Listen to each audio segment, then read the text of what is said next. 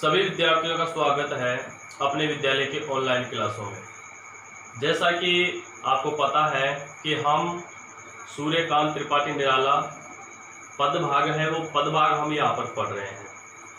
पिछले वीडियो में हमने जो पदभाग है वो 6 तक हमने पढ़ लिए हैं।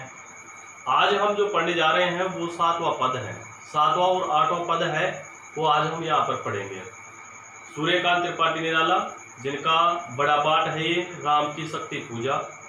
ठीक है, अब है 7वां पद है। इस 7वें पद को पहले पढ़ लेते हैं, फिर इनके कठिन शब्दार्थ हैं वो कठिन शब्दार्थ हैं वो देख लेते हैं, फिर इसकी व्याख्या करके हम देखते हैं कि सूर्यकांत त्रिपाठी निराला राम की मनोदशा का क्या वर्णन कर रहे हैं। धिक जीवन को जो पाता ही आया है विरोध, धिक साधन जिसके लिए सदा ही क्या शोध, जानकी हाय उद्धार प्रिया का न हो सका, वह एक और मन रहा राम का जो न थका, जो नहीं जानता देने नहीं जानता विनय, कर गया भेद वह माया उरण प्राप्त कर जय, बुद्धि के दुर्ग पहुंचा विद्युत गति हत चेतन, राम में जगी स्मृति हुए सजग पा भवन प्रमन। इसको हमने पढ़ लिया।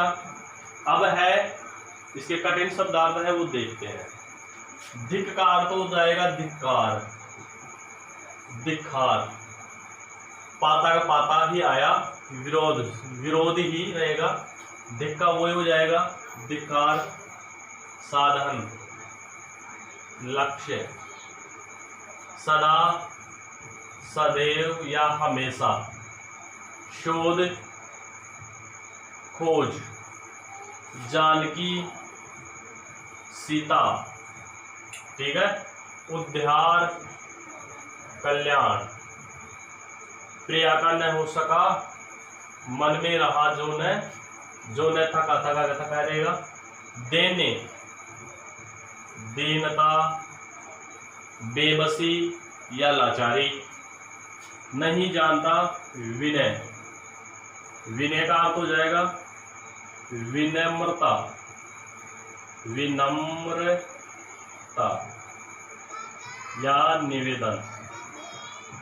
ठीक है, कर गया भेद, भेद का अर्थ यहाँ पर पार, मायावरण माया रूपी वातावरण, कर्जे बुद्धि के दुर्ग, दुर्ग का दुर्ग ही रहेगा अंतिम स्थान या ऊंचाई, विद्युत गति विद्युत से भी तीव्र गति से, हत चेतन चेतना शून्य, चेतना शून्य, राम में जगी उत्पन्न हुई स्मृति याद, सजग सावधान, भवन हृदय, प्रमन प्रसन्नता। ठीक है, अब देखते हैं क्या है ये जो पद है। यह है पद राम की शक्ति पूजा से लिया गया है। प्रभु श्री राम है, देवी दुर्गा की पूजा करने के लिए बैठ जाते हैं।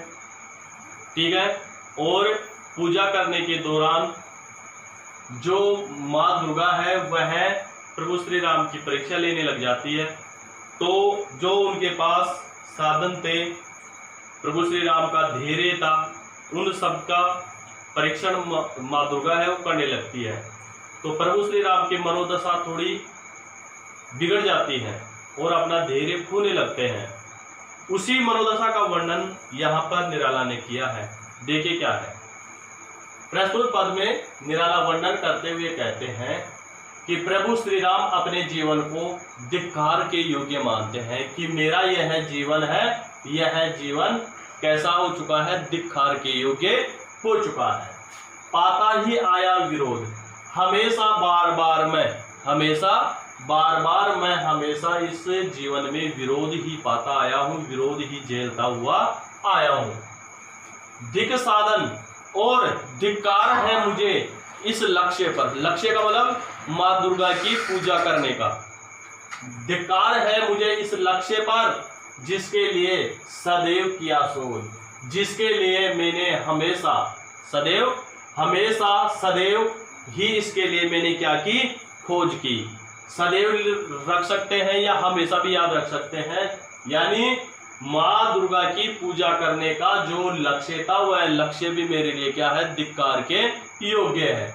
इस लक्ष्य को प्राप्त करने के लिए मैंने हमेशा क्या की है, खोज की है। खोज का मतलब होता है माँ दुर्गा की पूजा करना, ठीक है।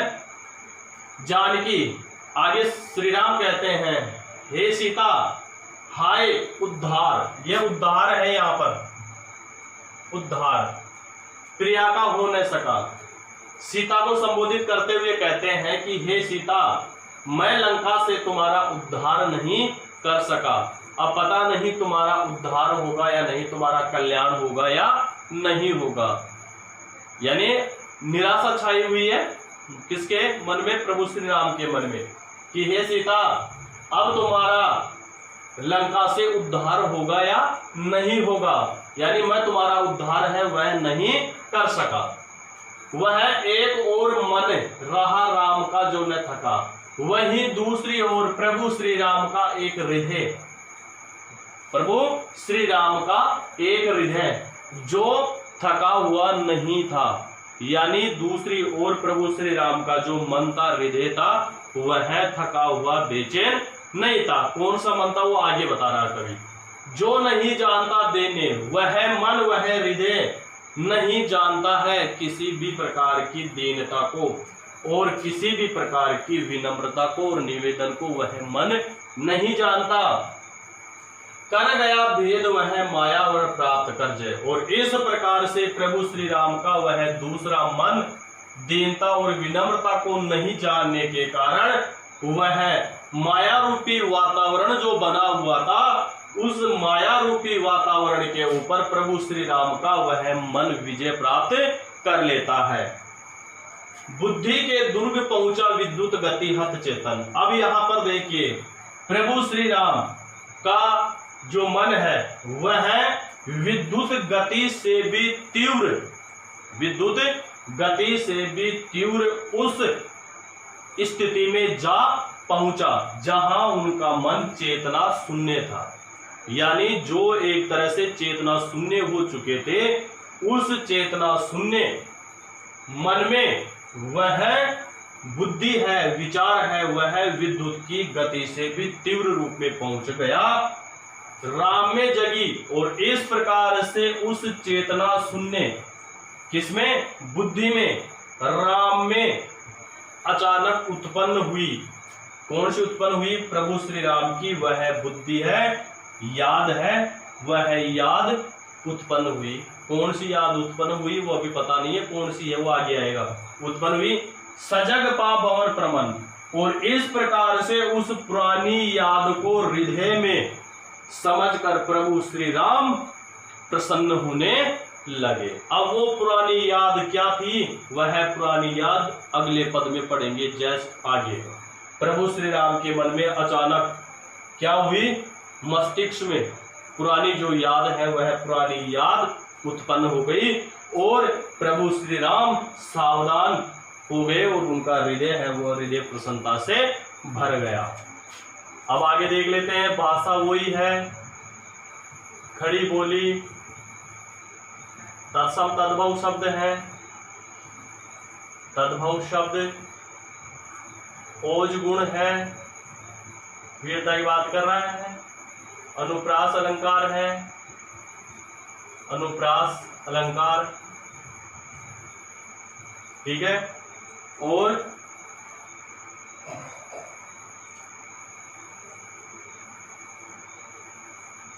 बस यही है, ठीक है। इस प्रकार से 7वां पद पढ़ा, 8वां पद है, वो 8वां पद भी हम पढ़ते हैं। तो आइए देखते हैं 8वां पद क्या है।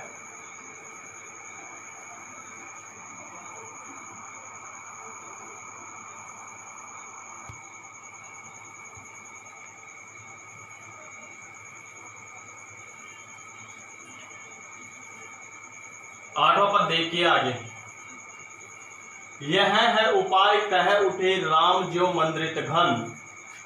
कहती थी माता मुझको सदा राजीव नयन। दो नील कमल है शेष अभी, यह पुर संचरण। पूरा करता हूँ देकर मात एक नयन। कहकर देखा तूणीर ब्रह्मासर रहा झलक। ले लिया हस्त लक लक करता वह महाफलक। ले अस्त्र वाम कर दक्षिण लोचन। ले अर्पित करने को उधत हो गए सुमन। अब कठिन शब्द आप देखते हैं। मंद्रित गर्जना, घन बादल, सदा हमेशा, राजीव नयन कमल के समान आंखें। नील कमल है शेष बाकी। पूरा संचरण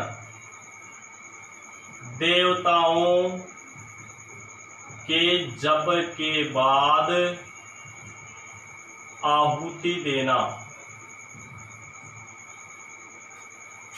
पूरा करते देकर माता नयन आंख, तूणीर तरकस, ब्रह्मासर ब्रह्मा बाण, झलक दिखाई, हस्त हाथ, लक लक चमकता वह महाफलक, नुकीला या तीव्र, अस्त्र वाम बाया, दक्षिण कर हाथ, लोचन आंख, अर्पित देना, उधत तैयार, सुमन पुष्प या प्रसन्नता। ठीक है, इस प्रकार से इसके कठिन शब्दार्थ हमने देख लिए।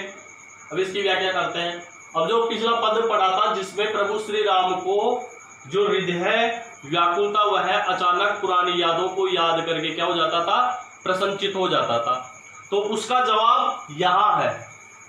क्या कहते हैं राम और निराला इसका क्या वर्णन करते हैं।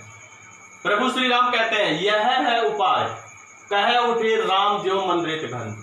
प्रभु श्री राम प्रसन्नता से भरकर सोचने लगे कि मेरे पास यह एक उपाय अभी शेष रह गया है।